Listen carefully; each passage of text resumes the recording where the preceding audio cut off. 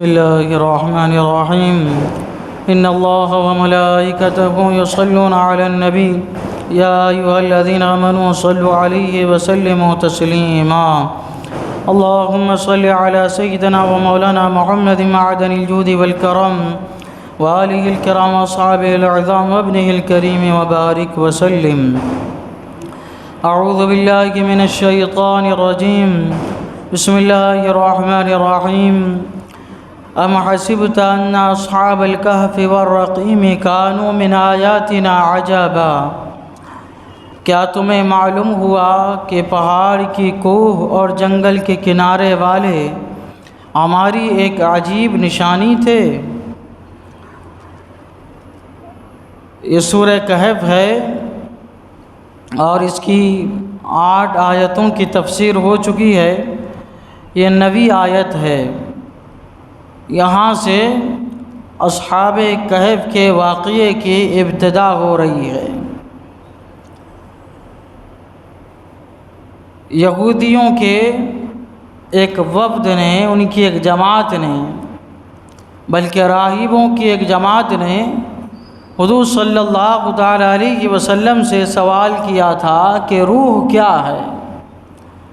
تو سورہ اسراء میں اس سے پہلی والی آیت میں اللہ تبارک و تعالیٰ نے اس کا جواب عنایت فرمایا تھا کہ روح کی حقیقت کو تم نہیں جان سکتے، یہ تو ایک امر ربی ہے. پھر مکہ مکرمہ کے کفار و مشرکین نے یہودیوں کے پاس اپنے ایک وفد کو بھیجا کہ ان سے چند ایسے سوالات لکھوا کے لاؤ جو ہم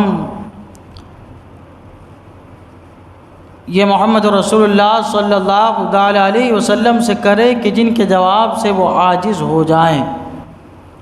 تو انہوں نے یہ سوالات لکھے دیے تھے کہ ان سے اصحاب کہف کے بارے میں پوچھو اور ان سے جو ہے حضرت ذوالقرنین کے بارے میں پوچھو، وہ عاجز آ جائیں گے، کیونکہ اس کا علم صرف ہمارے پاس ہے، ہماری کتابوں میں ہے. وہ نبی آخر الزمان جنہوں نے نبوت کا دعویٰ کیا ہے وہ مکے سے کہیں گئے نہیں ہیں، کسی کے پاس انہوں نے علم حاصل کیا نہیں ہے. یقیناً وہ جواب نہیں دے پائیں گے، اور سچے ہوں گے تو جواب دے دیں گے. کفار و مشرکین نے حضور صلی اللہ تعالی علیہ وسلم کی بارگاہ میں یہ سوالات پیش کیے تو اللہ تبارک و تعالیٰ نے یک بارگی یہ صورت نازل فرمائی جس میں اصحاب کہف کا بھی ذکر ہوا، حضرت ذوالقرنین کا بھی ذکر ہوا، اور مزید اللہ تبارک و تعالیٰ نے حضرت موسیٰ اور حضرت خضر کا بھی ذکر فرمایا.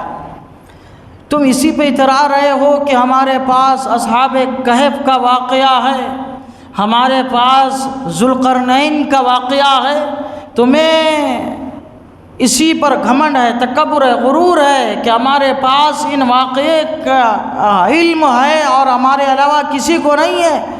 اللہ تبارک و تعالیٰ نے ان کے گھمنڈ اور غرور کو توڑا اور ارشاد فرمایا اور ایک واقعہ میرے محبوب سے لو، حضرت موسیٰ اور حضرت خضر کا. یہ بھی بڑا عجیب واقعہ ہے اور اس میں بھی بہت سارے درس ہیں. اور اللہ تبارک و تعالیٰ اس آیت میں فرما رہا ہے کہ تم کیا ساز باز کر رہے ہو، یہ کیا کر رہے ہو تم کہ میرے محبوب کی بارگاہ میں آ رہے ہو یہ امتحان کے لیے کہ بتاؤ یہ جواب دیتے ہیں کہ نہیں دیتے ہیں.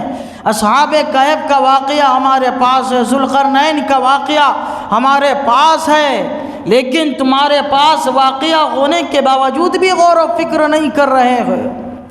صرف کیا اصحاب کہف کے واقعے میں درس عبرت ہے؟ کیا صرف ذوالقرنین کے واقعے میں درس عبرت ہے؟ یقیناً یہ 2 واقعے اللہ کی نشانیوں میں سے عجیب نشانی ہیں، لیکن صرف ان 2 واقعے میں عجیب نشانی نہیں ہے، بلکہ غور و فکر کیا جائے تو اللہ تبارک و تعالیٰ کی بنائی ہوئی تمام مخلوقات میں اللہ تعالیٰ کی قدرت کے عجیب نشانیاں مضمر ہے، پوشیدہ ہے. غور و فکر کرو چاند اور سورج میں، یہ بھی اللہ تعالیٰ کی عجیب مخلوق ہے. غور و فکر کرو رات و دن کے پھیر بدلنے میں، پھر بدل میں یہ بھی اللہ تعالیٰ کی نشانیوں میں سے ایک عجیب نشانی ہے، غور و فکر کرو زمین اور آسمان میں، یہ بھی اللہ تعالیٰ کی عجیب نشانیوں میں سے ایک نشانی ہے، غور و فکر کرو تمہاری موت و حیات میں، یہ بھی اللہ تعالیٰ کی نشانیوں میں سے ایک عجیب نشانی ہے۔ اصحاب کہف کے واقعے میں تم کو غرور ہے، پڑھا ہے تم نے اصحاب کہف کا واقعہ، لیکن اس پر عمل نہیں کرتے، درس نہیں لیتے۔ اصحاب کہف کے واقعے میں کیا درس ہے؟ یہ درس ہے، یہ مضمر ہے، یہ بات پوشیدہ ہے کہ اصحاب کہف نے اپنے ایمان کی حفاظت کے لیے بادشاہ کے حکم کو ٹھکرایا تھا اور انہوں نے شہر کو چھوڑا، غار میں پناہ لی، محض اپنے ایمان کو بچانے کے لیے، شرک اور کفر سے اپنے آپ کو محفوظ رکھنے کے لیے۔ لیکن تم اسی شرک کفر و ابتلا ہو۔ انہوں نے تو اپنا شہر چھوڑ دیا، گھر بار چھوڑ دیا، سب کچھ چھوڑ دیا اپنے آپ کو شرک کفر سے بچانے کے لیے، اور تم کیا ہے؟ اسی میں مبتلا ہو، تم کو یہ نہیں نظر آتا۔ اصحاب کہف 300 سال کوہ میں، پہاڑ کی کوہ میں انہوں نے آرام کیا، پھر دوبارہ زندہ ہوئے۔ اتنا لمبا عرصہ ہے، لیکن جب میرے محبوب نے کہا کہ اللہ تعالیٰ نے مجھے راتوں رات سیر کرائی، میں نے قرآن میں ذکر کیا کہ میں نے اپنے بندے کو سیر کرائی، اپنے محبوب کو میں نے سیر کرائی، تم حساب لگاتے ہو۔ یہ جو واقعہ اور سیر کا ذکر کر رہے ہیں، اگر یقیناً ایسا ہوا ہوتا تو یہ 18 سال کا عرصہ لگ جاتا اس میں، لیکن یہ ایک رات میں کیسے ممکن ہوا؟ تو یہ اصحاب کہف میں غور و فکر کرو واقعے میں کہ 300 سال یہ حضرات سوئے، پھر دوبارہ زندہ ہوئے، لیکن ان کے جسم ویسے ہی صحیح و سالم تھے، نسلیں ختم ہو گئی تھی لیکن ان کی جوانی برقرار تھی۔ اللہ تعالیٰ کی نشانیوں میں سے یہ عجیب نشانی۔ تم ایمان نہیں لا رہے، کیوں؟ بعد الموت کے منکر ہو، مرنے کے بعد دوبارہ زندہ اٹھائے جانے کے منکر ہو کہ ایک مرتبہ آدمی مر جائے گا، گل جائے گا، سڑ جائے گا، ختم ہو جائے ریزہ تو دوبارہ کیسے زندہ ہو سکتا ہے؟ تم اس لیے ایمان نہیں لا رہے۔ لیکن اصحاب کہف کے واقعے میں غور و فکر کرو، 300 سال تک وہ سوئے، دوبارہ زندہ ہوئے۔ یہ سب تم پڑھ رہے ہو، یقین بھی کر رہے ہو، ایمان بھی لا رہے اس پہ، بطور دلیل پیش بھی کر رہے، ایمان نہیں لا رہے۔ تو اللہ تبارک و تعالیٰ فرماتا ہے، کیا تمہیں معلوم ہوا کہ پہاڑ کی کوہ، کہف کے معنی آتے کوہ کے، کوہ پہاڑ کے اس وسیع و عریض جگہ کو کہتے ہیں کہ جس میں جو ہے رہائش کے لیے کافی جگہ موجود ہو، اس کو کہتے ہیں کوہ، پہاڑ کی کوہ۔ اور غار کسے کہتے ہیں؟ پہاڑ کے چھوٹے سوراخ کو کہتے ہیں جس میں 1-2 لوگ آ سکیں۔ تو یہاں پہ کہف کا ذکر اللہ تعالیٰ نے فرمایا، کہف معنی کوہ، یعنی پہاڑ کی اندر بنی ہوئی ایک وسیع و عریض جگہ جس میں آرام سے لوگ کیا ہے آ سکے، سمو سکیں۔ اللہ تعالیٰ فرماتا ہے پہاڑ کی کوہ اور جنگل کے کنارے والے۔ رقیم کے بارے میں کئی تفسیر، رقیم کسے کہتے ہیں؟